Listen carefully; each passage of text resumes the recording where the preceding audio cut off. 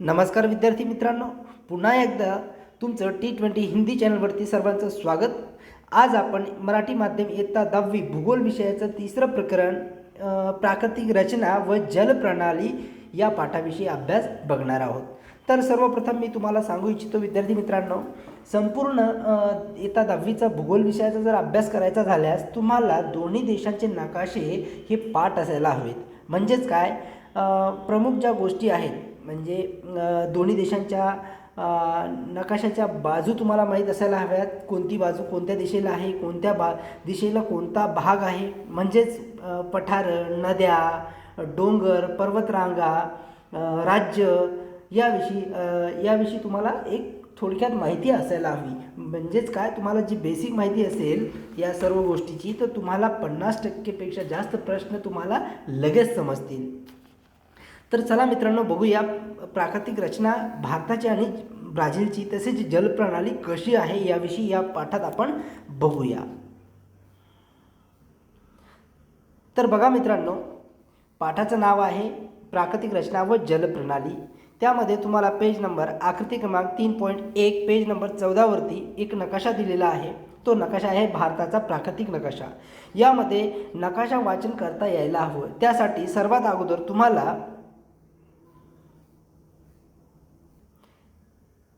तुम्हाला नकाशाच्या एक महत्त्वाची गोष्ट तुम्हाला माहीत असायला हवी, ती म्हणजे तुम्हाला नकाशा वाचन करता आलं पाहिजे. त्यावेळेसच सर्व प्रश्नाची उत्तर तुम्हाला समजतील. सर्वप्रथम आपण नकाशा वाचन करूया.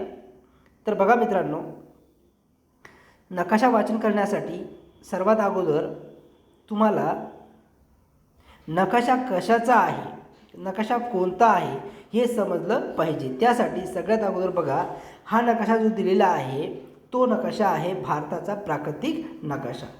इथं दिलेलं असतं, एक टायटल दिलेलं असतं. टायटल म्हणजेच काय, त्या नकाशाचं नाव दिलेलं असतं की नकाशा कोणता आहे. तर हा नकाशा आहे भारताचा प्राकृतिक नकाशा आहे. आणि दुसरी महत्त्वाची गोष्ट असते नकाशामध्ये, नकाशा वाचन करताना नकाशामध्ये सूची दिलेली असते. बघा मित्रांनो, इथं खाली एक सूची दिलेली आहे. ही सूची या संपूर्ण नकाशाचं वाचन करताना आपल्याला उपयोगी पडत असते. म्हणजेच काय, नकाशामध्ये दिलेलं आहे, हे वेगवेगळे रंग कशासाठी दिलेले असतात त्याची संपूर्ण माहिती इथं अंकित केलेली असते, दिलेली असते सूचीमध्ये.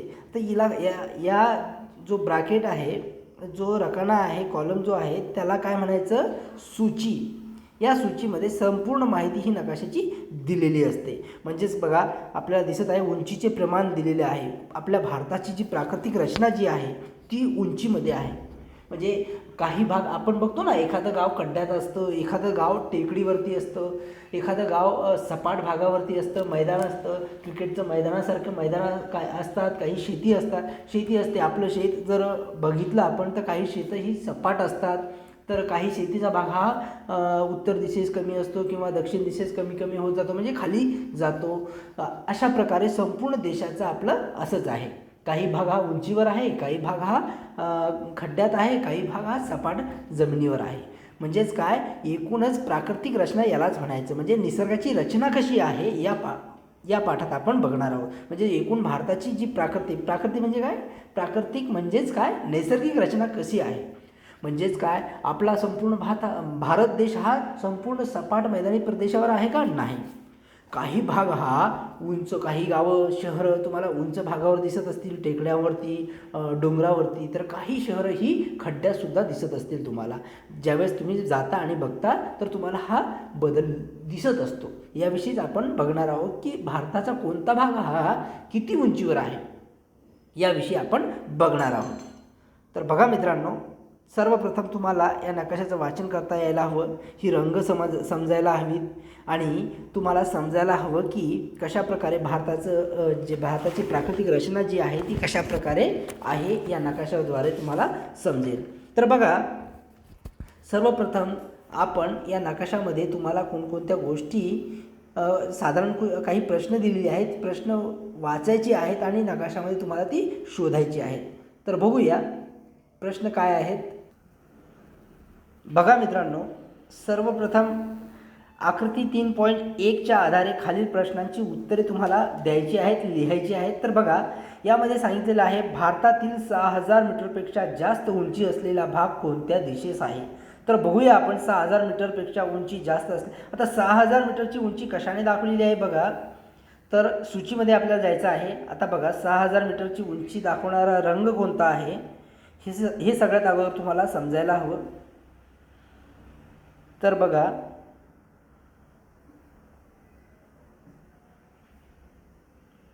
6000 मीटर दाखवणारा रंग जो आहे तो ऑरेंज कलरचा रंग आहे.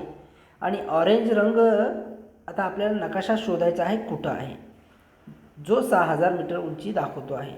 आता एकूणच आपण जर बघितलं 6000 मीटरची उंची दाखवणारा रंग जो आहे तो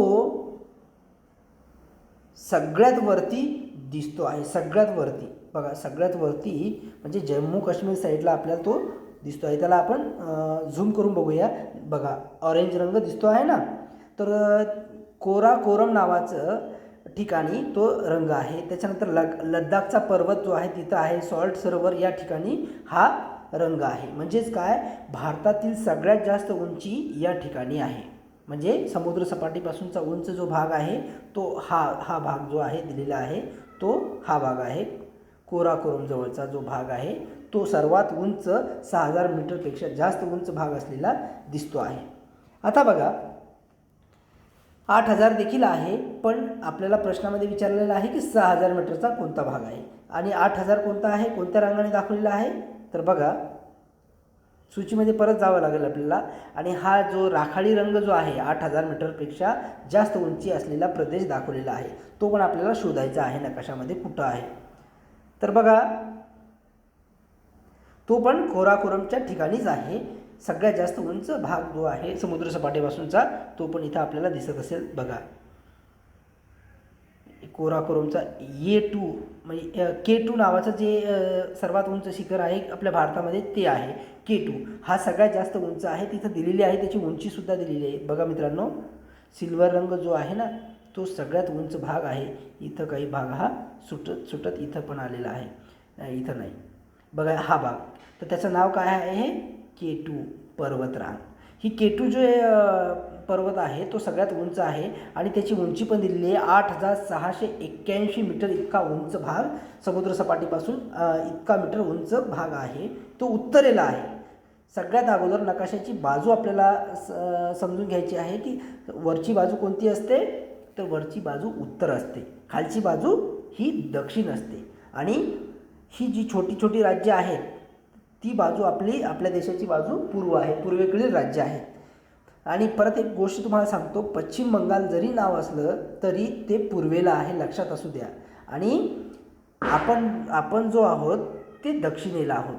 म्हणजेच काय, वरची बाजू उत्तर, खालची बाजू दक्षिण, आपण पश्चिमेला आहोत. आपल्या इकडं पश्चिम अरबी समुद्र आहे ना, अरबी समुद्र कुठं आहे, पश्चिमेला आहे. तर आपण पश्चिमेला आहोत महाराष्ट्र. आणि पूर्वेला कोण आहे, बंगाल. ही छोटी राज्ये आहेत, ते अरुणाचल प्रदेश वगैरे जी राज्ये आहेत ती पूर्वेला आहेत, लक्षात असू द्या. आणि उत्तरेला कोणतं राज्य आहे, जम्मू काश्मीर. आणि दक्षिणेला कोणतं राज्य आहे, केरळ राज्य आहे, लक्षात असू द्या. आता बघा दुसरा प्रश्न काय आहे. आता बघा द्वीपकल्पावरील दक्षिण वाहिनी नदी तुम्हाला शोधायची आहे. आता द्वीपकल्पावरील दक्षिण वाहिनी नदी तुम्हाला शोधायची आहे. आता द्वीपकल्प म्हणजे काय, म्हणजेच काय, द्वीप म्हणजे दोन, कल्प म्हणजे द्वीप म्हणजे बेट. जी बेटं आहेत त्याच्यावरील दक्षिण वाहिनी, दक्षिणेला वाहणारी नदी तुम्हाला शोधायची आहे. तर ती नदी कोणती आहे, तर बघा नकाशामध्ये आपल्याला बघायचं आहे. द्वीपकल्पीय भाग जो आहे तो आपल्या नकाशामध्ये हा येलो रंगाचा जो भाग आहे तो द्वीपकल्पीय भाग आहे. तर त्याच्यामध्ये बघा, त्याच्यामध्ये तुम्हाला नदी दाखवायची आहे. तर बघा गोदावरी जी नदी आहे तिच्या जवळ म्हणजे तिची नदी गोदावरी खोऱ्यातील नदी आहे, तिचं नाव आहे पेनगंगा. तर तुम्हाला नकाशात दिसत असेल, इकडं बघा मी झूम करून दाखवतो. बघा मित्रांनो ही गोदावरी नदी आहे और गोदावरीच्या खोऱ्यातील ती नदी आहे पेनगंगा. अशा प्रकारे हे द्वीपकल्पातील भागातील जी नदी आहे ती आहे पेनगंगा, गोदावरी खोऱ्यातील. आता बघा तिसरा प्रश्न जो आहे यामध्ये तुम्हाला सर्वप्रथम नकाशातील नद्या, पठारं, पर्वतरांगा यांची नावं तुम्हाला पाठ करावी लागतील. ती दिशा देखील तुम्हाला कोणत्या दिशेस वाहतात, कोणत्या दिशेस आहेत हे तुम्हाला पाठ करावे लागेल. त्यानंतर बघा तिसरा जो प्रश्न आहे तो आहे की गडद हिरव्या रंगाने दाखवलेला उत्तरेकडील भूमीचा उतार कोणत्या दिशेस आहे. आता गडद हिरवा रंग म्हणजेच काय, समुद्र सपाटीपासून उंची किती आहे 0 मीटर, म्हणजे समुद्र सपाटी लगतचा जो लेवलचा जो भाग आहे तो गडद हिरव्या रंगाने. आता गडद हिरवा रंग दाखवलेला आहे आपल्याला, हा उतार कोणत्या दिशेस आहे बघायचा आहे आपल्याला. उत्तरेकडील भूमीचा, आता उत्तरेकडील भूमी म्हणजे वरची भूमी ही उत्तरेकडील आहे. तर बघा इथं तुम्हाला दाखवतो, तर गडद हिरवा रंग आपण इथून सुरू झाला तर तो कोणत्या दिशेस गेलेला आहे, इकडं गेलेला आहे असा. म्हणजेच काय, त्याचा उतार कुठं आहे, पूर्व दिशेस. तर उत्तर काय असेल, पूर्व दिशेस आहे. आता बघा नेक्स्ट क्वेश्चन जो आहे तो काय आहे,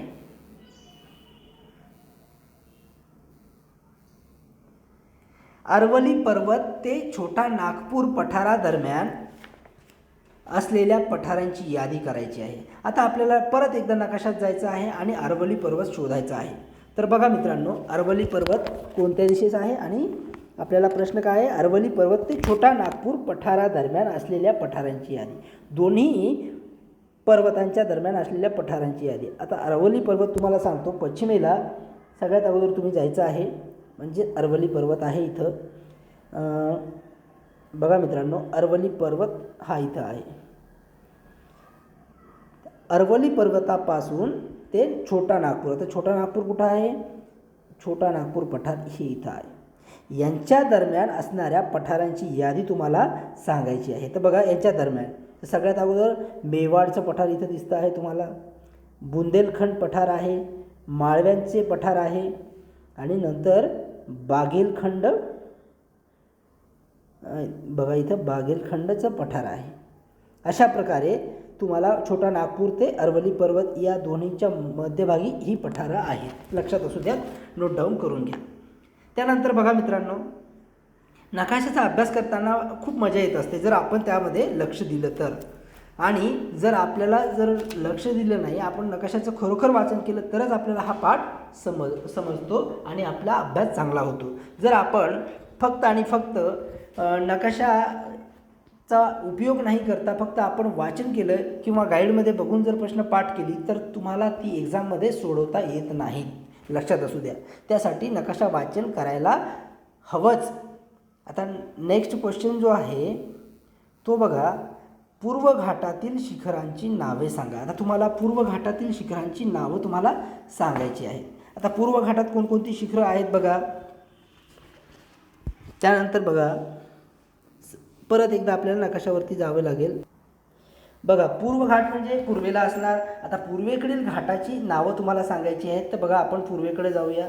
म्हणजेच काय, जे 7 सिस्टर्स जे आहेत, छोटी राज्य आहेत, तिकडे जावं लागेल आपल्याला आणि पूर्व घाटात नावं बघावं लागतील आपल्याला कोणकोणती आहेत.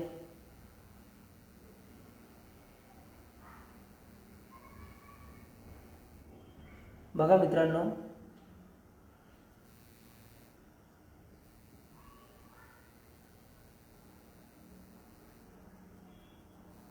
इथं तुम्हाला दिसत असेल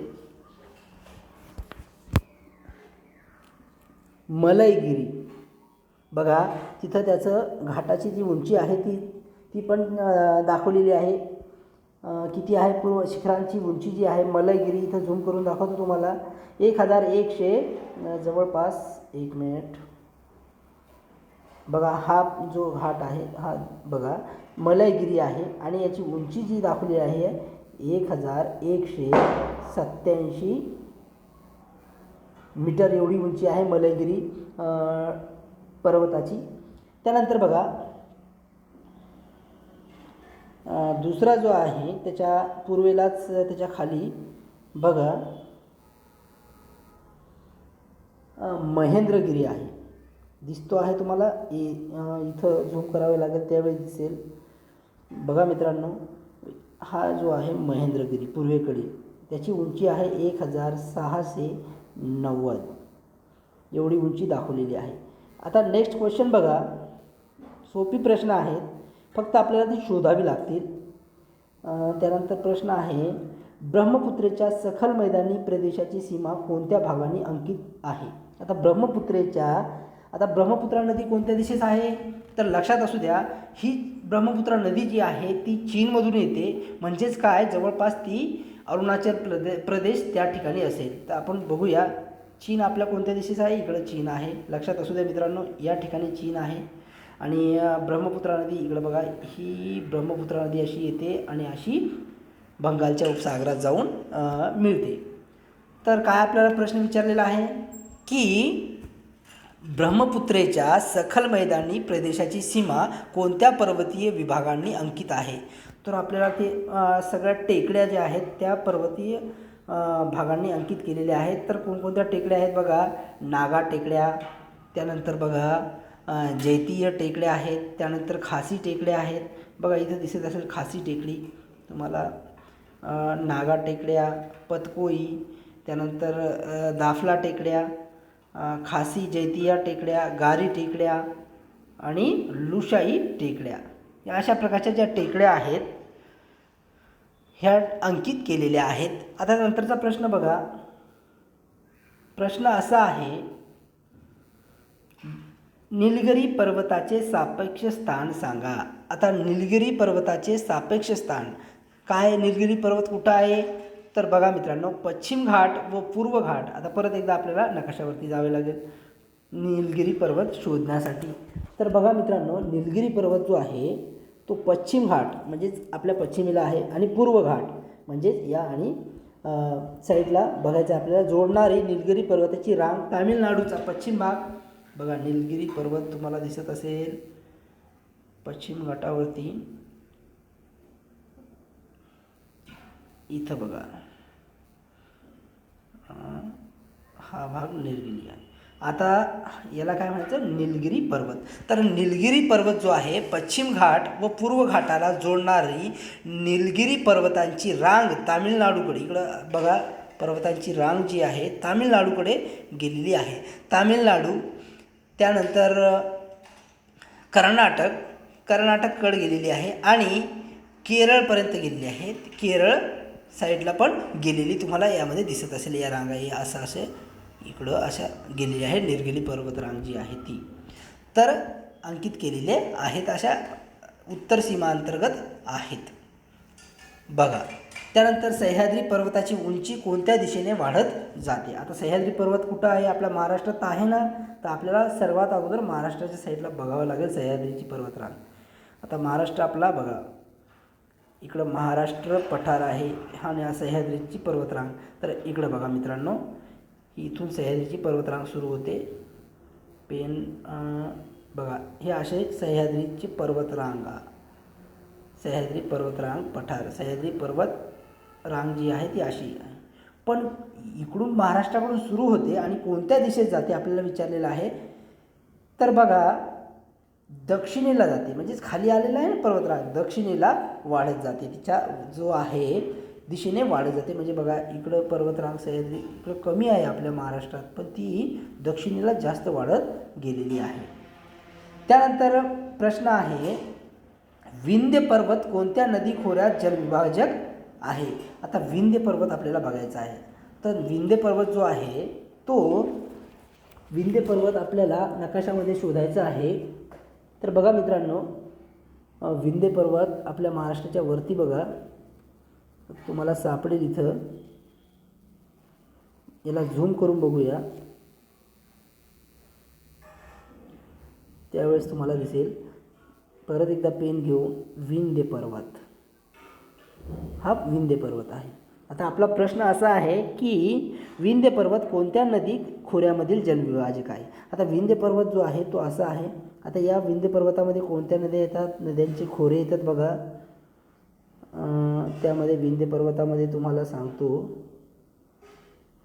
बघा, इथं नद्या शोधा. गंगा नदीचे खोरे, ही इकडं जी गंगा नदी आहे ते गंगा नदीचं खोरं आहे. आणि परत नर्मदा नदीचं खोरं आहे. इथं नर्मदा नदी, ही नर्मदा नदीचे खोरे, या दोन खोऱ्यांच्या जलविभाजक बनलेला आहे तो. त्यानंतर बघा भारताच्या पूर्व किनाऱ्याचे नाव सांगा. आता तुम्हाला भारताच्या पूर्व किनाऱ्याचे नाव सांगायचे आहे. आता भारताचा पूर्व किनारा कोणता आहे?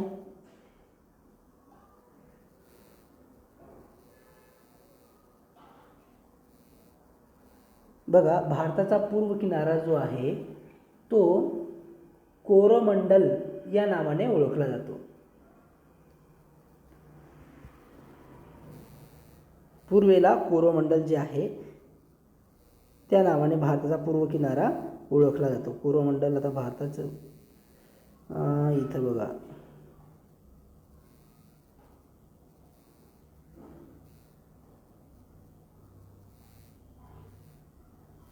बघा मित्रांनो, पूर्व किनारा भारताचा जो आहे तो कोरोमंडल, एक मिनिट पेनने दाखवतो तुम्हाला, हा आहे कोरोमंडल किनारा. त्यानंतर प्रश्न विचारलेला आहे आपल्याला, ईशान्य भारतातून कोणती प्रमुख नदी वाहते?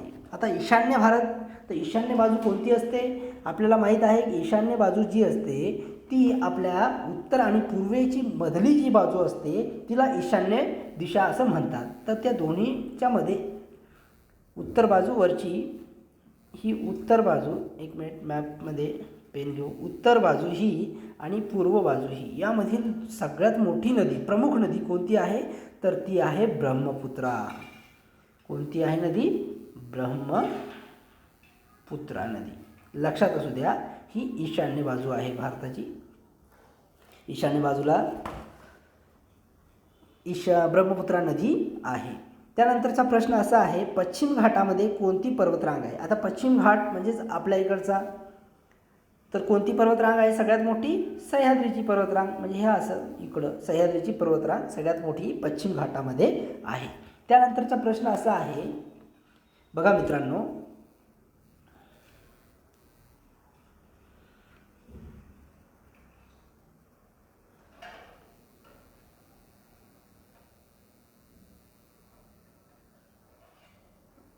प्रश्न असा आहे,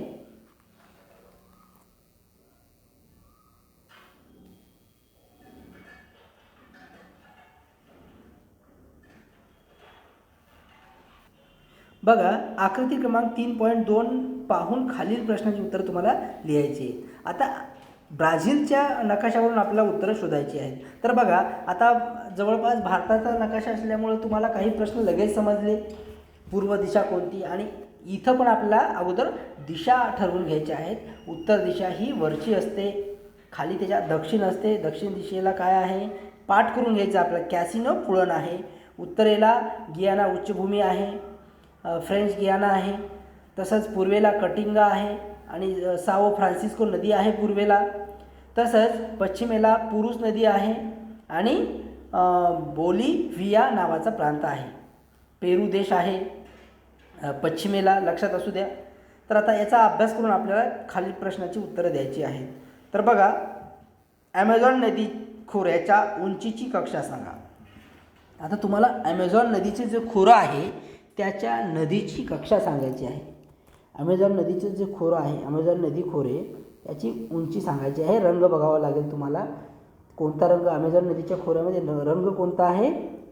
तर हिरवा रंग आहे. बघा सूचीमध्ये दिलेला आहे ॲमेझॉन नदीचं खोरं.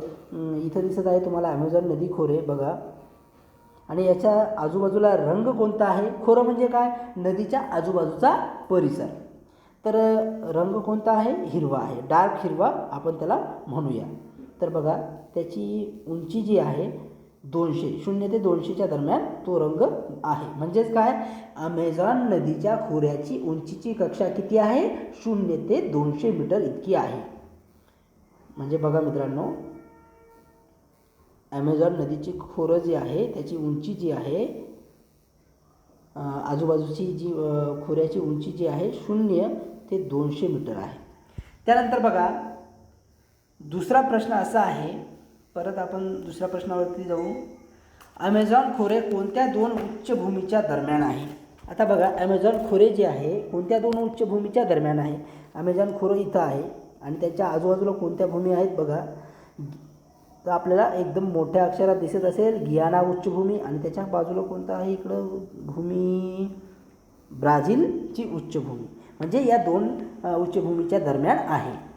आता 500 ते 1000 मीटर उंची असलेल्या, बघा पुढचा प्रश्न जो आहे, 500 ते 1000 मीटर उंची असलेल्या प्रदेशाचे निरीक्षण करायचे आहे आपल्याला. पिवळ्या रंगाने दाखवलेल्या या भूमीच्या विस्ताराचे दिशांच्या संदर्भात वर्णन करायचे आहे आपल्याला. तर बघा काय वर्णन करता येईल आपल्याला.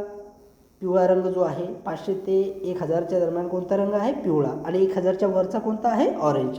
तर पिवळ्या रंगाचं वर्णन करायचं आपल्याला. पिवळ्या रंगामध्ये कोणकोणत्या प्रांत येतो, काय येतो बघा. तर बघा 500 ते 1000 मीटर उंची असलेला प्रदेश पिवळ्या रंगाने दाखवलेला आहे. पिवळ्या रंगाने दाखवलेल्या या भूमीचा विस्तार प्रामुख्याने ब्राझीलच्या दक्षिणेकडे व पूर्वेकडे होत गेलेला आहे. तर बघा या भूमीचा विस्तार हा कुठं होत गेलेला आहे, दक्षिणेकडे व पूर्वेकडे होत गेलेला दिसत आहे. पूर्वेकडे म्हणजे इकडं पण होत गेलेला आहे आणि पूर्वेकडे आणि दक्षिणेकडे होत गेलेला दिसतो. इकडं पण होत गेलेला आहे, इथून सुरू होतो आणि असा इकडं होत गेलेला दिसत आहे. त्यानंतर पुढील जो प्रश्न आहे,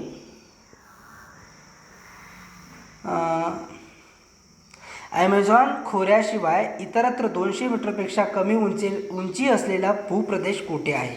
आता ॲमेझॉन खोऱ्यामध्ये तर आहे तो 200, आणि असाच रंग इतरत्र कुठं आहे. ॲमेझॉन नदी खोऱ्यामध्ये तर हिरवा रंग आहे, पण तसाच रंग कुठं आहे. सारखा रंग आपल्याला एकदम केअरफुली बघावा लागेल. 200 मीटरपर्यंतचा रंग हा ग्रीन रंग, ग्रीन रंग दाखवलेला आहे, हिरवा रंग, आणि तो दिसत आहे आपल्याला इथं. बघा मित्रांनो, पॅराग्वे नदीच्या ठिकाणी दिसत आहे. त्यानंतर बघा, त्यानंतर पॅराग्वे नदीजवळ दिसत आहे. तसेच आणखी कुठं दिसत आहे, त्यानंतर ॲमेझॉन ब्राझीलच्या उत्तर व पूर्व किनारी भागात देखील असा रंग आपल्याला दिसत आहे. ब्राझीलच्या उत्तर व पूर्व भागात, आता ब्राझीलचा उत्तर भाग इकडं पण हा रंग असा इकडं पण गेलेला आहे, आणि पूर्व भागात पण असा तो दिसतो आहे. इकडं बघा असा दिसत आहे. त्यानंतरचा प्रश्न आहे, 200 ते 500 मीटर उंची असलेला व ज्यातून ॲमेझॉनच्या अनेक उपनद्या वाहत आहेत अशा पठारी भागाचे वर्णन तुमच्या शब्दात तुम्हाला करायचं आहे. तर 200 ते 500 मीटर उंची असलेला रंग कोणता आहे, लाईट ग्रीन रंग आहे, म्हणजेच काय, फिक्कट हिरवा रंग दाखवलेला आहे. आता याचं वर्णन करायचं आहे आपल्याला. तर कसं करता येईल बघा, नकाशामध्ये दाखवलेलं आहे कोणकोणत्या. झिंगू नदीचा प्रदेश जो आहे तो आहे. त्यानंतर बघा सर, आपण नद्या भूउताराला अनुसरून असतात असं लक्षात घ्या. पण या नियमानुसार ॲमेझॉनच्या उपनद्या नकाशात दाखवल्याप्रमाणे 200 ते 500 मीटर उंचीच्या ज्या भागातून वाहतात त्या पठारी भागाचा विस्तार जास्त असून, म्हणजेच काय, तो भाग जास्त दिसत आहे आणि जास्त असून त्याचा उतार हा दक्षिणेकडून उत्तरेकडे होत गेलेला आहे. म्हणजे बघा या नद्यांचा उतार जो आहे असा होत गेलेला आहे दक्षिणेकडून. दक्षिण बाजू कोणती, खालची बाजू, आणि दक्षिणेकडून उत्तरेकडे नद्यांचा उतार होत गेलेला आहे. म्हणजेच काय की आपल्याला दाखवलेलं आहे की 0 मीटरचा रंग कोणता आहे, एकदम डार्क ग्रीन, आणि त्यापेक्षा जर कमी असेल तर तो रंग तुम्हाला इथं दिसत असेल बघा, हा म्हणजेच काय, इकडं आहे असा तो तिकडं गेलेला आहे. उतार, नद्यांचा उतार कुठं गेलेला आहे, उत्तरेकडे होत गेलेला आपल्याला दिसत आहे. तर बघा आता मित्रांनो, पुढील प्रश्न काय आहे. आता भौगोलिक स्पष्टीकरण दिलेलं आहे. आकृती क्रमांक भारताचं 3.1 मध्ये भारताची प्राकृतिक रचना दिली आहे. भारताचे खालील 5 भाग प्राकृतिक विभाग केले जातात. खालील 5 भागात आपल्या देशाचं 5 विभाग केलेले आहेत. त्यामध्ये आपल्या देशाची काय केलेली आहे, प्राकृतिक रचना म्हणजे नैसर्गिक रचना 5 भागात आहे. म्हणजे कोणकोणते भाग आहेत बघा, ते भारताचे 5 भाग केले आहेत त्यांनी. की एक भाग जो आहे तो हिमालयीन भाग आहे. दुसरा मैदानी प्रदेश आहे, उत्तर भारतीय मैदानं जी आहेत तो आहे. तिसरा द्वीपकल्पीय आहे, म्हणजे बेटांचा भाग आहे. तिसरा किनारपट्टीचा प्रदेश आहे, आणि चौथा किनारपट्टीचा प्रदेश आहे. आणि पाचवा जो आहे द्वीपसमूह. द्वीप म्हणजे बेटांचा समूहाचा एक पण भाग आपल्या तिथं आहे. आणि बेटांचा समूह असलेला भाग कोणता आहे, त्यामध्ये आपलं मुंबई आहे. ते बेटांचं 7 बेटांचं समूह असलेल्या बेटावरती मुंबई शहर वसलेलं आहे, हे तुम्हाला माहीत आहे. म्हणजे द्वीपसमूह म्हणजे बेटांचा समूह पण आहेत. द्वीपकल्प म्हणजेच काय, द्वीप म्हणजे बेटांचे जी टेकड्या आहेत, बेटं जी आहेत त्यांचं पण वेगवेगळे प्रांत आहेत. सगळ्यात अगोदर आपण हिमालय बघूया. तर हिमालय म्हणजे काय आहे, आपल्या हिमालयाचा प्रदेश कोणता आहे. तर बघा, हिमालय हा अर्वाचीन वली पर्वत आहे. तजाकिस्तानमधील पामीरच्या पठारापासून हिमालय पूर्वेकडे पसरलेला आहे. अर्वाचीन म्हणजे नवीन. आता लक्षात असू द्या, हिमालय हा अर्वाचीन वली पर्वत आहे, नवीन पर्वत आहे. तजाकिस्तानमधील पामीरच्या पठारापासून हिमालय पूर्वेकडे पसरला आहे. आशिया खंडातील ही प्रमुख पर्वत प्रणाली आहे. भारतात जम्मू काश्मीरपासून अरुणाचल प्रदेशपर्यंत हा हिमालय पसरलेला आहे. भारतात कुठून कुठपर्यंत पर्वत पसरला आहे असा जर प्रश्न विचारला तर तुम्हाला उत्तर द्यावं लागेल, भारतात जम्मू काश्मीरपासून हिमाचल प्रदेशपर्यंत हा प्रदेश पसरलेला आहे. नकाशामध्ये तुम्हाला दिसत आहे. हिमालय ही एकच पर्वतरांग नसून हिमालयात अनेक समांतर पर्वतरांगांचा समावेश होतो. शिवालिक ही सर्वात दक्षिणेकडील पर्वतरांग आहे. ती सर्वात नवीन म्हणजेच अर्वाचीन पर्वतरांग आहे. आता शिवालिक पर्वतरांगेकडून उत्तरेकडे जाताना आपल्याला लघु हिमालय, बृहद हिमालय म्हणजेच हिमाद्री व हिमालयापलीकडील पर्वतरांगा आढळतात. या रांगा अनुक्रमे अर्वाचीन ते प्राचीन अशा आहेत. म्हणजेच काय, तर दक्षिणेकडे ज्या पर्वतरांगा तयार झालेल्या आहेत त्या नवीन आहेत आणि जसं जसं आपण उत्तरेकडे जाऊ तसं तसं पर्वतरांगा त्या जुन्या आहेत. लक्षात असू द्या. त्यानंतर बघा, याच पर्वतरांगांचे पश्चिम हिमालय म्हणजेच काश्मीर हिमालय, मध्य हिमालय म्हणजे कुमाऊ हिमालय व पूर्व हिमालय म्हणजे आसाम हिमालय असेही भाग केले जातात. म्हणजेच काय, पश्चिम म्हणजेच काय, काश्मीरकडील जो हिमालय आहे त्याला पश्चिम हिमालय म्हणतात. मध्य म्हणजे कुमाऊ लगतचा जो भाग आहे त्याला मध्य हिमालय म्हणतात आणि आसामकडचा जो हिमालयाचा भाग जो आहे त्याला पूर्व हिमालय असंही म्हणतात. लक्षात असू द्या. त्यानंतर बघा, उत्तर भारतीय मैदान. आता उत्तर भारतीय मैदानाविषयी काय सांगितलेलं आहे, हा प्राकृतिक विभाग हिमालयाच्या दक्षिण पायथ्यापासून भारतीय द्वीपकल्पाच्या उत्तर सीमेपर्यंत पसरलेला आहे. म्हणजेच उत्तर भारतीय मैदान कुठपर्यंत आहे, दक्षिण पायथ्यापासून, हिमालयाच्या दक्षिण म्हणजे हिमालयाच्या खालीपासून जो सुरू होतो हिमालयाच्या पायथ्यापासून तर भारतीय द्वीपकल्पाच्या उत्तर सीमेपर्यंत, म्हणजे द्वीपकल्प जिथून सुरू होतो तिथपर्यंत हा उत्तर भारतीय मैदान पसरलेलं आहे. तसेच तो पश्चिमेकडे राजस्थान, पंजाबपासून पूर्वेकडे आसामपर्यंत पसरलेला आहे. उत्तर भारतीय मैदान कुठून कुठपर्यंत पसरलेलं आहे, राजस्थानपासून आसामपर्यंत पसरलेलं आहे असं तुम्हाला लिहावं लागेल. हा भाग बहुतांशी सखल व सपाट आहे. आता तुम्हाला नकाशामध्ये आपण बघूया कोणता आहे. म्हणजेच बघा, उत्तर भारतीय मैदान जी आहे ते आपल्याला नकाशात परत जावं लागेल आणि उत्तर भारतीय मैदान जो आहे असा पसरलेला आहे. बघा, उत्तर भारतीय मैदान हा अशा प्रकारे हा मैदान पसरलेला आहे. इथून असा आणि इकडं पण खाली आलेला आहे. जे मैदानी प्रदेश जो आहे तो पिवळ्या रंगाचा तुम्हाला दिसत आहे तो. त्यानंतर बघा, अरवली पर्वताच्या पूर्वेकडील, मित्रांनो तुम्ही नकाशामध्ये ही नावं शोधू शकता. अरवली पर्वताच्या पूर्वेकडील भाग गंगा नदीच्या खोऱ्याचा प्रदेश असून त्यातील मैदानी भाग गंगेचे मैदान म्हणून ओळखला जातो. या मैदानी प्रदेशाचा उतार पूर्वेकडे आहे आणि याचा पण मैदानी प्रदेश जरी असला तरी त्याचा उतार जो आहे तो पूर्वेकडे झुकलेला दिसत असतो आणि हा गंगेचे मैदान गंगा नदीच्या खोऱ्याचा प्रदेश म्हणून देखील ओळखला जातो. आता बघा, भारताच्या पश्चिम बंगाल राज्याचा बहुतांश भाग व बांगलादेश मिळून गंगा ब्रह्मपुत्रा प्रणालीचा त्रिभुज प्रदेश बनतो. म्हणजे काय, गंगा नदीचं खोरं आणि ब्रह्मपुत्रा नदीचं खोरं या मिळून गंगा नदी आणि ब्रह्मपुत्रा नदी यांचा त्रिभुज प्रदेश बनलेला आहे आणि याच त्रिभुज प्रदेशाचं नाव आहे सुंदरबन. आकृती 3.3 पहा, हा जगातील सर्वात मोठा त्रिभुज प्रदेश आहे. त्यानंतर बघूया, आता बघा त्रिभुज प्रदेश तुम्हाला या आकृतीमध्ये दाखवलेला आहे. गंगा आणि ब्रह्मपुत्रा नदीमुळे तयार झालेला हा प्रदेश जो आहे हा त्रिभुज प्रदेश आहे. त्याचे एक चित्र तुम्हाला दाखवलेलं आहे. आता बघा, उत्तर भारतीय मैदानाच्या पश्चिम, बघा मित्रांनो, उत्तर भारतीय मैदानाच्या पश्चिम भागात वाळवंट आहे. थरचे वाळवंट, हे थरचे वाळवंट किंवा मरुस्थली या नावाने प्रसिद्ध आहे. आता या मैदानामध्ये थरचे वाळवंट आहे, म्हणजे ते राजस्थानमध्ये मरुस्थल या नावाने देखील आहे. राजस्थानचा बहुतांश भाग या वाळवंटाने व्यापला आहे. याच्या उत्तरेकडील म्हणजे वरच्या बाजूस पंजाबचा मैदानी प्रदेश म्हणून ओळखतात. हा प्रदेश अरवली पर्वत ते दिल्ली डोंगर रांगा यांच्या पश्चिमेकडे पसरलेला आहे. या मैदानाची निर्मिती सतलज व तिच्या उपनद्यांच्या संचयनातून झालेली आहे. पंजाब संचय झाला म्हणजे त्या नदीतून जो गाळ आलेला आहे त्यापासून या प्रदेशाची निर्मिती झालेली आहे. आणि तो गाळ कोणत्या नदीतून आलेला आहे?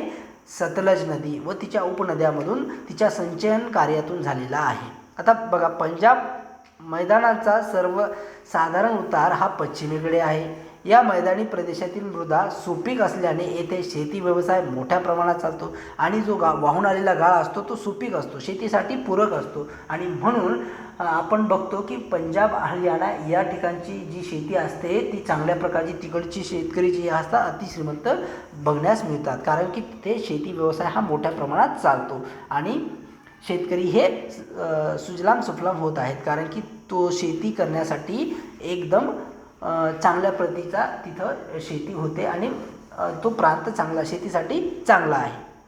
त्यानंतर बघा, द्वीपकल्प.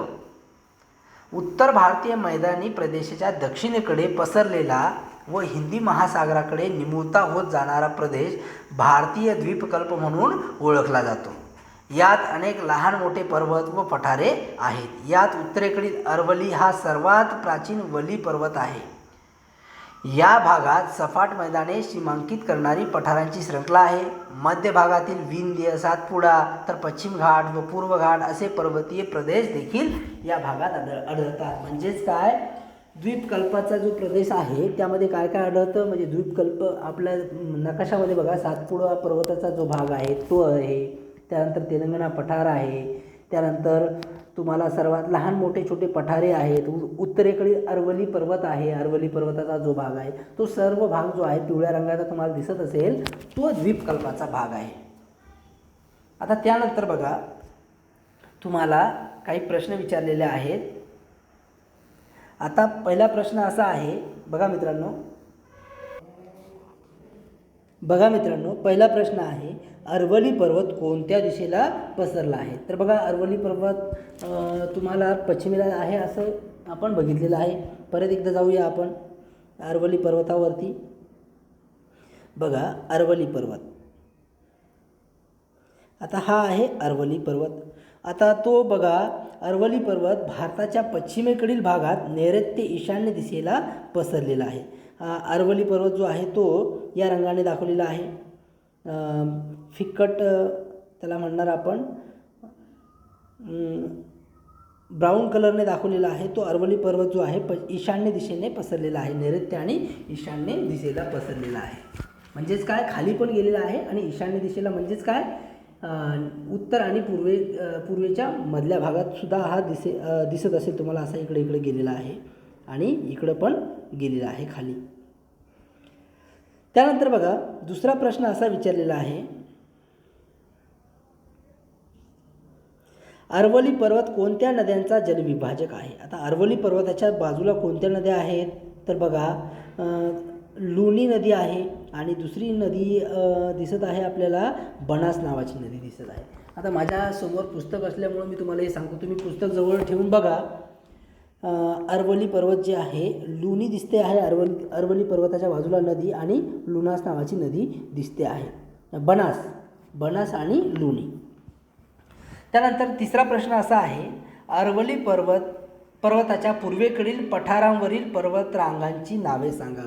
आता अरवली पर्वताच्या पूर्वेकडील, तर बघा, अरवली पर्वताच्या पूर्वेकडील कोणकोणती पठारं आहेत? तर बघा मित्रांनो, विंध्य पठार आहे, त्यानंतर सातपुडा, त्यानंतर महादेव, मैकल पर्वतरांगा तुम्हाला दिसत आहे. ही सगळी पर्वतरांगा तुम्हाला दिसत आहे. त्यानंतर बघा, दख्खनच्या पठारांचा विस्तार कोणत्या राज्यात दिसतो आहे? दख्खनचे पठार म्हणजे दक्षिणेकडचे जे पठार आहेत, कोणतं आहे दख्खनचं पठार? म्हणजे सह्याद्रीच्या पर्वतरांगा ज्या आहेत. आणि त्यांचा पठाराचा विस्तार कोणत्या राज्यात झालेला आहे? तर महाराष्ट्र, कर्नाटक, तेलंगणा आणि आंध्र या राज्यात झालेला आहे. त्यानंतर बघा, दख्खन पठाराच्या पश्चिमेस कोणती पर्वतरांग आहे? साहजिकच सह्याद्रीची पर्वतरांग आहे पश्चिमेस. त्यानंतर पश्चिम घाटाची वैशिष्ट्ये सांगायची आहेत तुम्हाला. बघा मित्रांनो, पश्चिम घाटाची वैशिष्ट्ये कोणती आहेत? तर बघा, आपण पश्चिम घाटाची वैशिष्ट्ये जी आहेत ती बघूया. बघा मित्रांनो, पश्चिम घाट आणि पूर्व घाटाची वैशिष्ट्ये काय आहेत? तर बघा, दख्खन पठाराच्या पश्चिमेला व पश्चिम किनारपट्टीला समांतर अशा दक्षिणोत्तर दिशेने पश्चिम घाट आहे. तर पूर्व घाट जो आहे दक्षिण पठाराच्या पूर्वेला व पूर्व किनारपट्टीला समांतर पूर्व घाट आहे. आता यांची उंची बघा, पश्चिम घाटाची उंची ही 900 मीटर ते 1600 मीटर इतकी आहे आणि पूर्व घाटाची उंची 600 मीटर इतकी आहे. त्यानंतर पश्चिम घाटातील पर्वत दक्षिणोत्तर दिशेने सलग आहे, तर पूर्व घाटातील पर्वतांची श्रृंखला सलग नाही आहे. त्यानंतर बघा, सर्वोच्च शिखर जे आहे पूर्व घाटामध्ये महेंद्रगिरी आहे, त्याची उंची 1690 मीटर आपण बघितलेली आहे पूर्व घाटातील. तर पश्चिम घाटातील आईनमुडी नावाचं जे शिखर आहे त्याची उंची 2695 एवढी उंच आहे. 2695 मीटर एवढी उंच आहे. अशा प्रकारे दोन्ही घाटाविषयी आपण माहिती थोडक्यात सांगू शकतो. त्यानंतर बघा, त्याचं उत्तर असं आहे. बघा मित्रांनो, त्या अगोदर पूर्व घाट आणि पश्चिम घाट तुम्हाला सांगतो. पूर्व घाट दख्खन पठाराच्या पूर्वेला व पूर्व किनारपट्टीला समांतर पूर्व घाट आहे. पूर्व घाटा 600 मीटर इतका उंच आहे. पूर्व घाटातील पर्वतरांगाची श्रृंखला नाही आहे आणि पूर्व घाटामध्ये सगळ्यात उंच शिखर जे आहे महेंद्रगिरी 1690 मीटर त्याची उंची आहे. तर पश्चिम घाटात सर्वात उंच शिखर आईनमुडी आहे, त्याची उंची 2695 आहे, लक्षात असू द्या. पूर्व घाट पर्वतरांग दक्षिणोत्तर दिशेने सलग आहेत आणि पूर्व घाटाची उंची साधारणतः 900 ते 1600 मीटर एवढी आहे. आणि पश्चिम घाट जो आहे पश्चिमेला व पश्चिम किनारपट्टीला समांतर अशा दक्षिणोत्तर दिशेने वाढत गेलेला आहे आणि त्या पश्चिम घाटाची उंची 900 ते 1600 मीटर एवढी आहे, असं तुम्हाला लिहावं लागेल.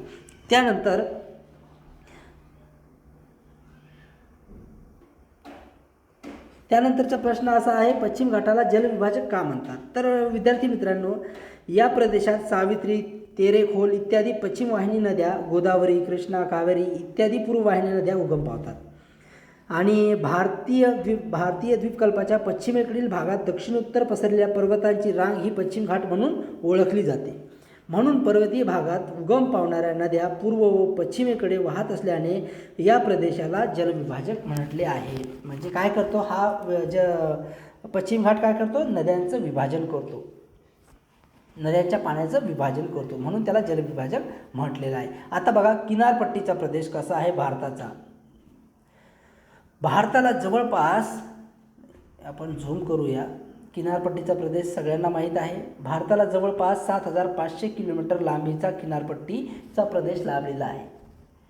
द्वीपकल्पाच्या पूर्वेकडे व पश्चिमेकडे ही किनारपट्टी आहे. द्वीपकल्पाच्या दोन्ही साईडला आहे. म्हणजेच बघा, अशा प्रकारे आपल्या देशाचा जो भाग असा आहे ना नकाशा, इकडं पण किनारपट्टी आहे आणि इकडं पण किनारपट्टी आहे. या दोनही किनारपट्टीमध्ये बराच फरक आहे. पश्चिम किनारा अरबी समुद्राला लागून आहे. हा किनारा खडकाळ आहे. पश्चिम घाटातून अनेक डोंगरांच्या शाखा या किनाऱ्यापर्यंत आल्या आहेत. या किनारपट्टीची रुंदीही कमी आहे. पश्चिम घाटातून वाहणाऱ्या नद्या या किनाऱ्यावर उतरतात, त्यामुळे या नद्यांच्या मुखाशी खाड्या तयार झाल्या असून त्रिभुज प्रदेश आढळत नाहीत. इथं पश्चिम घाटातून वेगाने येणाऱ्या ज्या नद्या असतात त्यामुळं काय तयार होतं? खाड्या तयार होतात आणि सावकाश येणाऱ्या नद्यापासून त्रिभुज प्रदेश तयार होतो, हे लक्षात ठेवा. म्हणून इथं पश्चिम किनाऱ्यावरती काय झालेले आहे? खाड्या तयार झालेल्या आहेत. पूर्व किनारा बंगालच्या उपसागराला लागून आहे. हा किनारा नद्यांच्या संचयनाने बनला आहे. या किनाऱ्याला अनेक पूर्व वाहिन्या नद्या पश्चिम घाटातून व पूर्व घाटातून येऊन मिळतात. दूरवरून येणाऱ्या अनेक नद्या पूर्व किनाऱ्यावर आल्यावर जमिनीच्या मंद उतारामुळे कमी वेगाने वाहतात. त्यामुळे त्यांनी वाहून आणलेल्या गाळाचे संचयन होऊन या किनारपट्टीच्या प्रदेशात होते. या नद्यांच्या मुखाशी त्रिभुज प्रदेश तयार होतो. त्या गाळाचा जो प्रदेश असतो त्याला त्रिभुज प्रदेश तयार होतो त्यापासूनच. आता द्वीपसमूह काय आहे बघा. भारताच्या मुख्य भूमीच्या किनाऱ्याजवळ अनेक लहान मोठी बेटे आहेत. त्यांचा समावेश किनारी बेटे या गटात केला जातो. त्याशिवाय अरबी समुद्र, बंगालचा उपसागर यात प्रत्येकी एक मोठा द्वीपसमूह आहे. अरबी समुद्रातील समूहास लक्षद्वीप बेटे असे संबोधतात, तर बंगालच्या उपसागरातील बेटे अंदमान निकोबार द्वीपसमूह असे या नावाने ओळखले जातात. म्हणजेच काय, अंदमान निकोबार बेटे तुम्हाला दिसत असतील तर ते बेटे जी आहेत ती तुम्हाला श्रीलंका आणि इकडं सेवन सिस्टर त्या साईडला दिसत असतील. तर लक्षद्वीप बेट जी आहे ते मुंबईच्या खाली दिसत असेल तुम्हाला नकाशामध्ये. बहुतांशी लक्षद्वीप बेटे प्रवाळाची कंकण द्वीपे आहेत. ही विस्ताराने लहान असून त्यांची उंची कमी आहे.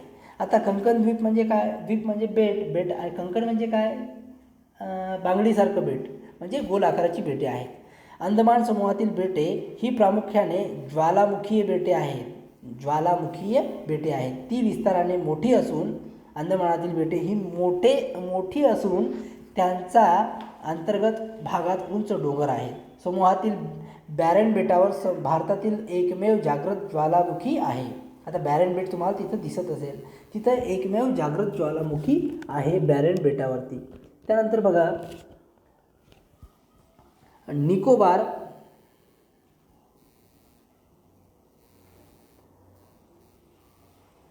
निकोबार समूहातील काही बेटे कंकण द्वीपाच्या स्वरूपात आहेत. आता ब्राझीलचं बघूया. ब्राझीलच्या नकाशाकडे सहज दृष्टिक्षेप टाकला तरी तुमच्या लक्षात येईल की ब्राझीलचा बराचसा भाग हा उच्चभूमी, पठारे, लहान लहान पर्वतांनी व्यापलेला आहे. ब्राझीलमध्ये लांबवर पसरलेले व अतिउंच पर्वत नाही आहे. आपल्याकडे जसे अतिउंच पर्वत आहे, लांबपर्यंत पसरलेला नकाशा. आता नकाशावरून एक सहज आपल्या लक्षात येते की आपला नकाशा कसा आहे की प्रचंड नद्यांचं जाळं आहे, पर्वतांचं जाळं आहे, डोंगर रांगा आहेत. तसं त्यांच्याकडे दिसतं का नकाशा, एकदम मोकळा नकाशा आहे. झिंगू नदीचा प्रदेश आहे, त्याच्या आजूबाजूला काही डोंगर नाही, काही नाही, असा एकदम मोकळा प्रदेश आहे. तर तसं ब्राझीलमध्ये नाही आहे. ब्राझीलचं आहे, आपल्या इंडियामध्ये प्रचंड प्रमाणात नद्यांचं जाळं आहे. आता बघा, ब्राझीलमध्ये लांबवर पसरलेले अतिउंच नाहीत. उत्तरेकडील ॲमेझॉन खोरे व नैऋत्येकडील पॅराग्वे नदीच्या उगमाकडील प्रदेश सोडल्यास ब्राझीलमध्ये विस्तीर्ण मैदाने अभावानेच आढळतात. म्हणजेच बघा, किनारी भागातही मैदाने विस्तीर्ण नाहीत. ब्राझीलचे प्राकृतिक भाग पुढील प्रमाणे आहेत. ब्राझीलचे देखील 5 भाग आहेत. कोणकोणते भागात वर्गीकरण केलेलं आहे ब्राझीलचं बघा. उच्चभूमी, अजस्त्र कडा, किनारी प्रदेश, मैदानी प्रदेश आणि द्वीपसमूह. आता बघा, उच्चभूमी, अजस्त्र कडा, किनारी प्रदेश, मैदानी प्रदेश आणि द्वीपसमूह, अशा प्रकारे ब्राझीलचं वर्गीकरण केलेलं आहे 5 भागामध्ये. जसं आपल्या देशाचं वर्गीकरण केलं होतं 5 भागामध्ये. कोणते 5 भाग आहेत तर हिमालय आहे, उत्तर भारतीय मैदान आहे, द्वीपकल्प आहे, किनारपट्टीचा प्रदेश आहे आणि द्वीपसमूह. आता बघूया उच्चभूमी कशी आहे ब्राझीलची. दक्षिण ब्राझील विस्तीर्ण अशा पठाराने व्यापलेला आहे. याचे वर्णन ब्राझीलचे पठार, ब्राझीलची उच्चभूमी किंवा ब्राझीलचे ढाल क्षेत्र अशा वेगवेगळ्या नावांनी केले जाते. ब्राझील व गियाना ढाल क्षेत्रे एकत्रितरित्या दक्षिण अमेरिका खंडातील गाभा क्षेत्रे मानली जातात. आता गियाना उच्चभूमी मुख्य भाग व्हेनेझुएला देशात असून ही भूमी पूर्वेकडे फ्रेंच गियानापर्यंत विस्तारलेली आहे. आता बघा, फ्रेंच देश तुम्हाला दिसत असेल नकाशामध्ये, फ्रेंचपर्यंत गेलेली आहे.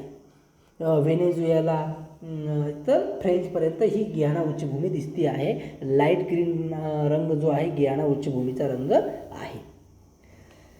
तर गियाना उच्चभूमी ही ब्राझीलच्या उत्तरेकडील रोराइमा, उत्तरेकडील म्हणजे वरच्या बाजूस, रोराइमा, पारा, अमापा आणि या राज्यात विस्तारलेली आहे. ब्राझीलमध्ये या भूमीचा कमी उंचीचाच भाग येतो. मात्र ब्राझीलमधील सर्वोच्च शिखर जे आहे दी नेब्लिनो, नाव लक्षात असू द्या, ब्राझीलमधील सर्वोच्च शिखरचं नाव आहे दी नेब्लिना हे आहे. पिको दी नेब्लिना सर्वोच्च शिखर दिसतं आहे तुम्हाला, पिको दी नेब्लिना गियाना उच्चभूमीच्या खाली दिसतं आहे. त्याची उंची पण दाखवलेली आहे 3014 मीटर. आपण बघूया परत नकाशावरती जाऊन. बघा, पिको दी नेब्लिना हे शिखर सर्वात उंच आहे गियाना उच्चभूमीच्या खाली, म्हणजे इथं पिको दी नेब्लिना 3014 मीटर या शिखराची उंची आहे. तर अशा प्रकारे त्यानंतर बघा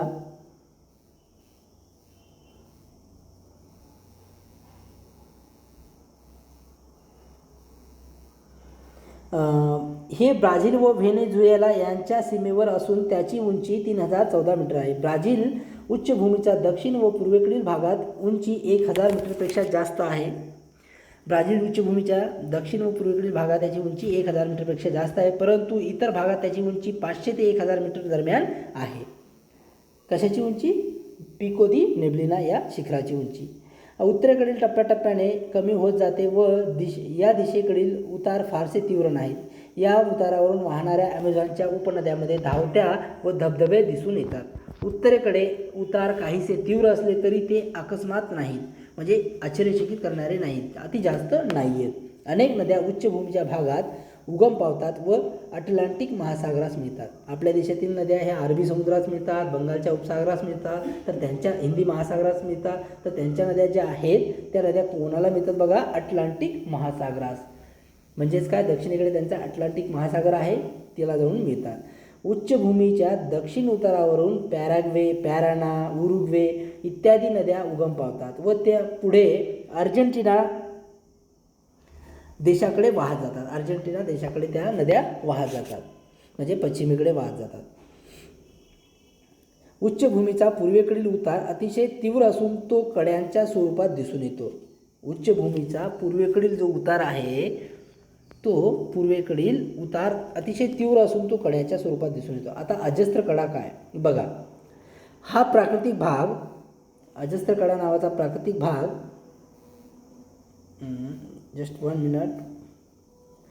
हा प्राकृतिक भाग क्षेत्र विस्ताराच्या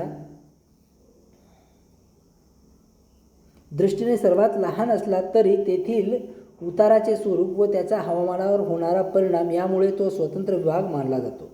उच्चभूमीच्या पूर्वेकडील बाजू या कड्यामुळे अंकित होते. या भागात उच्चभूमीची उंची 790 मीटर इतकी आहे. काही भागात ही उंची टप्प्याटप्प्याने कमी होते. साओ पावलो ते पोर्तो अलेग्रेच्या भागात, साओ पावलो तुम्हाला दिसत असेल, साओ पावलो ते पोर्तो अलेग्रेच्या भागात या नद्यांची उंची, नद्यावाला नकाशा तुम्हाला बघावा लागेल, भागात ही उंची सरळ एकाच उतारात संपते. अजस्त्र कड्यामुळे आग्नेय व्यापारी वाडे अडवले जातात, त्यामुळे अजस्त्र कड्यांच्या पलीकडे वात विन्मुख प्रदेश म्हणजे पर्जन्य छायेचा प्रदेश तयार होतो. या प्रदेशाच्या उत्तरेकडील भागाचे वर्णन अवर्षणाचा चतुष्कोन असे केले जाते. आता किनारी प्रदेशात कसा आहे बघा. ब्राझीलचा किनारी प्रदेश, ब्राझीलला सुमारे 7400 किलोमीटर लांबीचा किनारपट्टी लाभलेली आहे. भारताला 7500, म्हणजे आपल्यापेक्षा 50 किनारपट्टी, त्यांना 100 किनारपट्टी किलोमीटर कमी मिळालेला आहे. या किनाऱ्याचे उत्तर व पूर्व असे 2 विभाग केले जातात. आपल्याकडे पण उत्तर आणि पूर्व असे 2 विभाग केले जातात. म्हणजे आपल्याकडे काय आहे, पश्चिम आहे आणि इकडे काय आहे, पूर्व आहे. तर इथं उत्तर आणि पूर्व आहे असे 2 विभाग केले जातात. उत्तरेकडील अमापापासून पूर्वेकडील रिवो ग्रांडे तो नॉर्तेपर्यंतचा किनाऱ्यास उत्तर अटलांटिकचा किनारा असे म्हणतात. तेथून पुढे दक्षिण दिशेने पसरलेल्या किनाऱ्यास पूर्व किनारा म्हणता येईल. आता बघा, उत्तर किनाऱ्यावर ॲमेझॉनसह अनेक नद्या येऊन मिळतात, त्यामुळे हा किनारा सखल बनला आहे. या किनाऱ्यावर माराजा बेट, माराजा उपसागर व साओ मार्कोस उपसागर, माराजा हे मोठे किनारी बेट आहे. ते ॲमेझॉन व टोकॅन्टिस नदीच्या मुखादरम्यान तयार झालेले आहे. आता बघा, सगळ्यात मोठे किनारी बेट कोणते आहे तर लक्षात असू द्या मित्रांनो, माराजॉ हे मोठे किनारी बेट आहे. 1 मिनिट. माराजॉ ते ॲमेझॉन आणि टोकॅन्टिस नद्यांच्या मुखादरम्यान तयार झाले आहे. पूर्वेकडील किनाऱ्यावर लहान अनेक नद्या येऊन मिळतात. या भागात साओ फ्रान्सिस्को ही एक मोठी नदी अटलांटिक महासागरास मिळते. या किनाऱ्यावर लांबवर बघा मित्रांनो,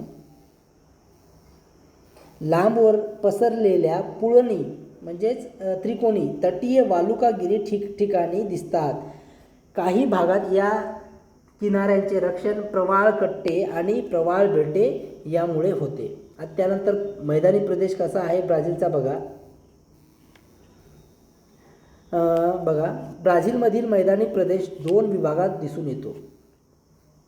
उत्तरेकडील ॲमेझॉन खोऱ्याचा भाग आणि नैऋत्येकडील पॅराग्वे पॅराना नद्यांचा भाग. ॲमेझॉन हा भारतामधील सर्वात विस्तीर्ण मैदानी प्रदेश आहे.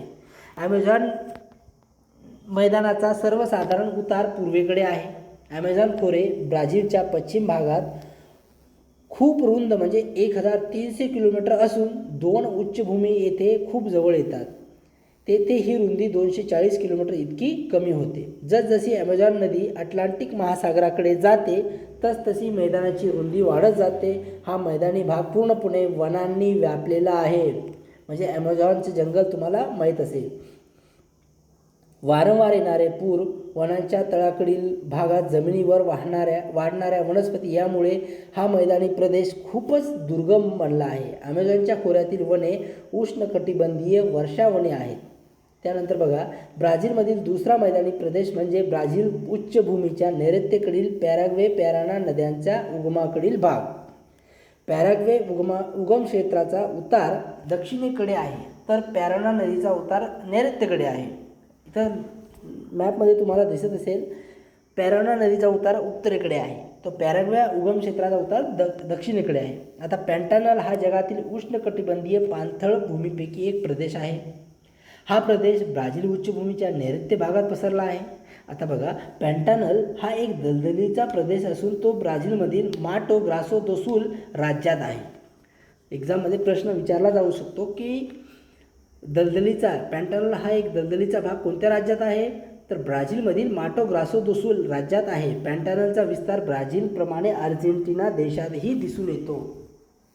आता ब्राझीलमधील द्वीपसमूह कसे आहेत बघा म्हणजे बेटं कशी आहेत. मुख्य भूमीशिवाय ब्राझील देशात काही बेटांचा समावेश होतो. त्यांचे वर्गीकरण किनारी बेट सागरी बेट असे केले जाते. बहुतेक किनारी बेटे ही संचयनातून निर्माण झालेली आहेत. सागरी बेटे ही मुख्य भूमीतून निर्माण झालेली आहेत. सागरी बेटे ही मुख्य भूमीपासून 300 किलोमीटरपेक्षा दूर अटलांटिक महासागरात आहेत. ही बेटे बहुतेक खडकाळ असून ते जलमग्न डोंगराच्या माथ्याचे भाग आहेत. दक्षिण अटलांटिक महासागराच्या किनारी बेटातील बेटे प्रवाळ बेटे असून ते कंकणद्वीप म्हणून संबोधल्या जातात. आता तुम्हाला इथे गोष्ट समजली असेल मित्रांनो की आपला देश तर इथंच संपतो आणि आपली जी बेटं आहेत अंदमान निकोबार बेट आणि इकडं लक्षद्वीप बेट ही कसं काय मग तर त्यांच्या नद्यांच्या वाहणाऱ्या काय संचयनातून ही बेटं तयार झालेली असतात आणि ती बेटं तिकडं तयार झाली म्हणून तो भाग पण आपल्या देशाचा एक भाग मानला जातो. त्यानंतर बघा आता द्वैतांचे रंग. इथं काय सांगितलेलं आहे बघा मित्रांनो. आकृती क्रमांक 3.1 व 3.2 मध्ये दिलेल्या नकाशामध्ये भारत व ब्राझील या 2 देशातील प्राकृतिक रचना दाखवली आहे. या नकाशांचा व त्यात दिलेल्या सूचींचा उपयोग करून उत्तरे शोधा. नकाशात दिलेल्या सूचींची तुलना करा. आता सर्वोच्च उंची असलेला प्रदेश त्या देशात कोणता आहे आता तुम्हाला सांगायचं आहे. दोन्ही देशांचे नकाशे बघायचे आहेत मित्रांनो आणि त्याची उत्तरं तुम्हाला द्यायची आहेत. तर बघा आकृती 3.1 मध्ये भारताच्या उत्तरेला पश्चिमेपासून म्हणजेच काय जम्मू काश्मीरपासून पूर्वेकडे अरुणाचल प्रदेशच्या हिमालयीय प्रदेश जो आहे तो सर्वोच्च उंचीचा प्रदेश आहे. यातील काराकोरम पर्वतरांगामधील K2 गॉडविन ऑस्टिन हे 8611 मीटर उंचीचे भारतातील सर्वोच्च शिखर आहे.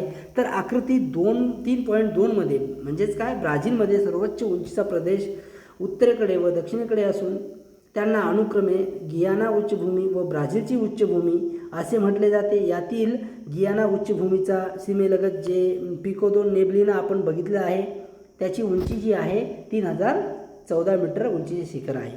त्यानंतर दुसरा प्रश्न आहे कोणत्या देशाची उंचीची कक्षा जास्त आहे. साहजिकच भारताची उंची जास्त आहे कारण की त्यांच्याकडे सगळ्यात उंच काय आहे 3014 मीटर उंचीचं शिखर आहे. आपल्याकडे किती आहे 8000पेक्षा जास्त आहे. त्यानंतरचा प्रश्न आहे दोन्ही देशांमधील उंचीच्या सर्वोच्च गटांची तुलना करा, तुम्हाला त्यातील फरक काय दिसतो. बघा, ब्राझीलमध्ये सर्वाधिक उंचीचा प्रदेश 1000 मीटरपेक्षा जास्त उंचीचा आहे, तर भारतामध्ये 8000पेक्षाही जास्त उंचीचा प्रदेश आहे. ब्राझीलमधील ॲमेझॉन नदीच्या खोऱ्यातील जमिनीवर उतार सर्वसाधारणपणे कोणत्या दिशेस आहे. आता ब्राझीलमधील ॲमेझॉन नदीच्या खोऱ्यातील जमिनीचा उतार हा उत्तर व दक्षिणेकडून पूर्वेकडे आहे. आता बघा, भारतातील दख्खन पठाराचा सर्वसाधारण भूउतार कोणत्या दिशेस आहे, तर तो आहे पूर्व दिशेकडे आहे. दोन्ही देशातील पर्जन्य छायेचे प्रदेश कोठे आहेत ते सांगा. तर बघा मित्रांनो, दोन्ही देशातील पर्जन्य छायेचे प्रदेश कोणते आहेत. ब्राझीलमधील पर्जन्य छायेचा प्रदेश आग्नेयेकडील अजस्त्र कड्याच्या पलीकडील भागात तयार होतो, तर भारताच्या पश्चिम भागात दक्षिणोत्तर पसरलेल्या सह्याद्री पर्वतरांगांच्या पूर्वेकडील भाग जेथे पावसाचे प्रमाण कमी आहे तो पर्जन्य छायेचा प्रदेश म्हणून ओळखला जातो. आता जमिनीची उंची, उतारांची दिशा, प्राकृतिक रचना इत्यादी वैशिष्ट्ये यांचा उपयोग करून ब्राझील व भारतातील प्राकृतिक रचनेसंबंधी भाष्य करा. आता आपल्याला काय करायचं आहे, ब्राझीलची उंची आणि भारताची उंची, दिशा, प्राकृतिक रचना याविषयी थोडक्यात माहिती बघायची आहे. तर बघा मित्रांनो, जमिनीची उंची, भारतात सर्वाधिक उंचीचा प्रदेश 8000पेक्षा जास्त आहे. सर्वात कमी उंची भारताकडे 150 आहे. तर ब्राझीलमध्ये जर विचार केला तर 1000 मीटरपेक्षा जास्त उंचीचा प्रदेश त्यांच्याकडे नाही आहे. सगळ्यात कमी उंची त्यांची 200 मीटर आपल्याला नकाशात दिसते. त्यानंतर बघा, दोन्ही नकाशाचं आपण अवलोकन केल्याच्या नंतर आपल्याला असं लक्षात येतं की उताराची दिशा त्यांची काय आहे. बघा, उत्तरेकडील भारताची उत्तरेकडील पर्वतीय प्रदेशाचा उतार दक्षिणेकडे आहे. तर उत्तरेकडील गंगा नदीच्या मैदानाचा प्रदेश पूर्वेकडे मंद, द्वीपकल्पावरील पठारांचा पर्वतीय भागाचा उतार पूर्वेकडे कमी, पश्चिमेकडे भूउतार तीव्र आहे आणि तिथं नद्या ह्या तीव्र गतीने वाहत जातात पश्चिमेकडे, म्हणून तिथं खाड्या तयार होतात.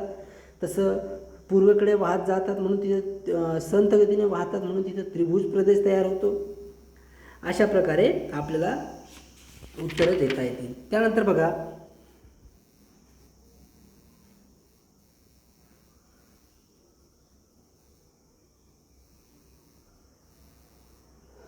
आता आपल्याला जलप्रणालीचा अभ्यास करायचा आहे. करून पहा. आकृती 3.4 मध्ये ब्राझील व भारत देशातील नद्या दाखवलेल्या आहेत. 2 ट्रेसिंग पेपर घेऊन त्यावर दोन्ही देशातील गंगा आणि ॲमेझॉन नद्यांची खोरी दाखवणारे नकाशे तयार करा. नद्यांच्या खोऱ्यांना नावे द्या. गंगा नदी व ॲमेझॉन नदी यांच्या खोऱ्याबद्दल तुलनात्मक टिपा लिहा. पाणलोट क्षेत्राचे आकारमान नकाशाप्रमाणे विचारात घ्या. आता पाणलोट क्षेत्र म्हणजे काय अगोदर ते समजून घ्या. पाणलोट क्षेत्र म्हणजे त्या नद्याचा नद्यामध्ये जे पाणी येतं ते वाहून नद्यामध्ये येतं, त्या पाण्याला पाणलोट क्षेत्र म्हणतात. म्हणजेच एखाद्या डोंगरावरून नदीमध्ये पाणी येतं, समजा एखाद्या शहराचं संपूर्ण पाणी येऊन एखाद्या नदीत जात असेल त्याला पाणलोट क्षेत्र म्हणतात, वेगवेगळ्या भागातून येणारं पाणी. आता बघा, काही जास्तीची माहिती आपण बघूया. पाणलोट क्षेत्र, गंगा नदीचं पाणलोट क्षेत्र किती आहे, 10,16,124 किलोमीटर इतक्या भागातून गंगा नदीत पाणी येतं. ॲमेझॉनमध्ये 70,50,000 क्षेत्र आहे पाणलोट क्षेत्र. नदीची एकूण लांबी 2,525 आहे, तर ॲमेझॉन नदीची लांबी 6,400 आहे. नदीतून वाहणारा विसर्ग म्हणजे एका सेकंदाला किती घनमीटर पाणी वाहतं, तर 16,000 घनमीटर गंगा नदीतून वाहतं आपल्या देशात. तर त्यांच्याकडे ॲमेझॉन नदीतून 2,09,000 घनमीटर पाणी प्रति सेकंदाला वाहत असतं. आता ब्राझीलची जलप्रणाली बघा. ब्राझीलच्या जलप्रणालीचा विचार करता असे लक्षात येते की या देशात प्रमुख 3 नद्यांची खोरे आहेत. ॲमेझॉन खोरे, नदी पॅराग्वे पॅराना जलप्रणाली आणि साओ फ्रान्सिस्को किनारपट्टीवरील इतर नद्या. आता ॲमेझॉनची जलप्रणाली काय आहे बघा. ॲमेझॉन नदीचा उगम पेरू देशातील अँडीज पर्वतरांगेच्या पूर्व उतारावर होतो. ॲमेझॉन नदीमधील पाण्याचा विसर्गाचे प्रमाण प्रचंड आहे. ते सुमारे 2,00,000 घनमीटर प्रति सेकंद एवढे आहे. त्यामुळे नदीच्या उगमापासून नदीच्या पात्रात जमा झालेला गाळ वेगाने वाहून नेला जातो. त्यामुळे नदीच्या मुखाकडेही गाळाचे संचयन फार मोठ्या प्रमाणात होत नाही. साधारणतः नद्यांच्या मुखाशी अनेक वितरिका आढळतात, पण अशा प्रकारच्या वितरिका ॲमेझॉन मुखाशी आढळत नाही. त्याऐवजी ॲमेझॉन मुखाजवळ अटलांटिक महासागरात किनाऱ्याजवळ अनेक बेटे तयार झाली आहेत. ॲमेझॉन नदीच्या पात्राची मुखाजवळील रुंदी 150 किलोमीटर आहे. ॲमेझॉन नदीच्या मुखाजवळील पात्राची उंची किती आहे, रुंदी 150 किलोमीटर. म्हणजेच तुमच्या गावापासून 150 किलोमीटर अंतरावरील एखादे गाव विचारात घ्या, म्हणजे तुम्हाला समजेल तिचं पात्र किती मोठं आहे. 150 किलोमीटर पात्र आहे ॲमेझॉन नदीचं. आणि ॲमेझॉन नदीचं पात्र जे आहे 150 किलोमीटर असल्यामुळं विचार करू शकता किती मोठा आहे. आणि बहुतांश नदीचा भाग हा जलवाहतुकीस योग्य आहे. तुम्हाला नदीमध्ये दिसत असेल. आता पॅराग्वे पॅराना जलप्रणाली, या 2 नद्या ब्राझीलच्या नैऋत्य भागात आढळतात. दोन्ही नद्या ब्राझीलच्या दक्षिणेकडील अर्जेंटिना देशातील प्लाटा नदीला मिळतात. या दोन्ही नद्या दक्षिण टोकाला असलेली उरुग्वे नदी यांना ब्राझीलच्या दक्षिण उतारावरून पाण्याचा पुरवठा होतो. आता बघा, साओ फ्रान्सिस्को नदी ही ब्राझीलमधील 3री महत्त्वाची नदी आहे. या नदीचे संपूर्ण पाणलोट क्षेत्र ब्राझीलच्या हद्दीत येते. ब्राझील उच्चभूमीच्या पूर्व भागात हे पाणलोट क्षेत्र आहे. या भागात सुमारे 1000 किलोमीटर अंतरापर्यंत ही नदी उत्तरेकडे वाहते. त्यानंतर पूर्वेकडे वळून अटलांटिक महासागरास मिळते. साओ फ्रान्सिस्को नदीमुखाजवळ सुमारे 250 किलोमीटर लांबीचा भाग हा जलवाहतुकीस योग्य आहे. तर बघा मित्रांनो, साओ फ्रान्सिस्को नदी ही 1000 किलोमीटर अंतरापर्यंत ही नदी उत्तरेकडे वाहते आणि नंतर मग ती पूर्वेकडे वाहते. उत्तरेकडे जाऊन ती पूर्वेकडे जाते आणि जवळपास 250 किलोमीटर लांबीचा भाग हिचा जलवाहतुकीस योग्य आहे. किनारी प्रदेशाच्या नद्या. आता किनाऱ्यावर असणाऱ्या नद्या ते कोणकोणत्या आहेत बघा. ब्राझीलच्या किनारी प्रदेशात अनेक कमी लांबीच्या नद्या आढळतात.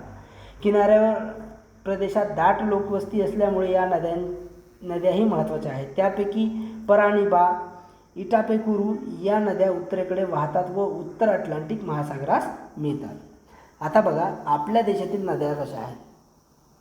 दक्षिण अटलांटिक महासागराला मिळणाऱ्या नद्यांना पाण्याचा पुरवठा ब्राझील उच्चभूमीतून होतो. पुरागू आकू नदी साल्वाडोरजवळ अटलांटिक महासागरास मिळते. आता भारतातील बघूया. भारत जलप्रणाली कशी आहे. उगम क्षेत्रानुसार भारतातील नद्यांचे हिमालयातील नद्या व द्वीपकल्पावरील नद्या असे वर्गीकरण केले जाते. हिमालयातील नद्या बहुतेक प्रमुख नद्या हिमनद्यांमधून उगम पावतात. त्यामुळे उन्हाळ्यातही यामधून मोठा विसर्ग होतो. पावसाळ्यात त्यांना पूर येतो.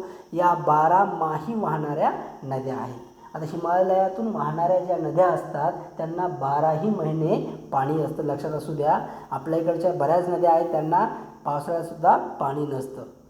यानंतर बघा, गटात सिंधू व तिच्या उपनद्या आणि गंगा व तिच्या उपनद्या आपण बघणार आहोत.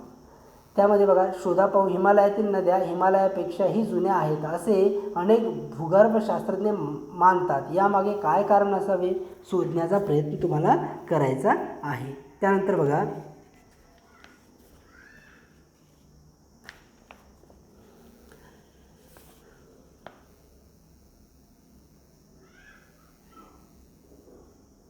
तिच्या उपनद्या असे 2 समूहाचा समावेश केला जातो. सिंधू व तिच्या उपनद्या झेलम, चिनाब, रावी व बियास या सिंधूच्या उपनद्या आहेत. पश्चिम हिमालयात म्हणजे जम्मू काश्मीर व लडाखमधून वाहतात. एकमेकींना बऱ्याचशा समान अंतराने त्या वाहत असतात.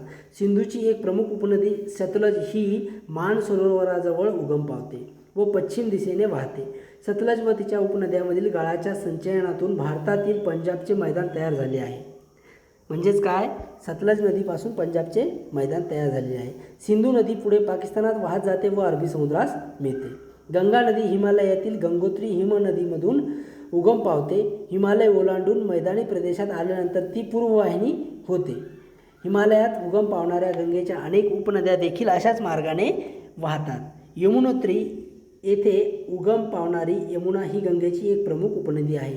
गंगेची एक मोठी उपनदी बृहद हिमालयाच्या उत्तर भागातून वाहते व हिमालय ओलांडून भारताच्या हद्दीत प्रवेश करते. हिमालयातून वाहते तेव्हा ती सांगपो नावाने ओळखली जाते. हिमालय ओलांडल्यावर तिच्या प्रवाहास दिहांग असे नाव आहे. पूर्वेकडे वाहणाऱ्या नदीस ब्रह्मपुत्रा असे संबोधतात.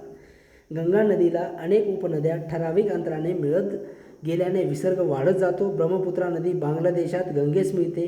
तेथे पाणी व अवसाद यांचा मोठा विसर्ग होऊन विस्तीर्ण असा त्रिभुज प्रदेश निर्माण झाला आहे. द्वीपकल्पीय नद्यापैकी सुद्धा काही नद्या गंगेच्या खोऱ्यात येऊन मिळतात. त्यापैकी महत्त्वाच्या नद्या म्हणजे चंबळ, केन, बेटवा आणि शोण या नद्या आहेत. आता बघा, द्वीपकल्पावरील नद्या कोणत्या आहेत. द्वीपकल्पीय नद्यांचे वर्गीकरण पश्चिम वाहिनी व पूर्व वाहिनी असे केले जाते. इथं लक्षात असू द्या, द्वीपकल्पावरील नद्या पश्चिमेकडे देखील वाहतात आणि पूर्वेकडे देखील वाहतात.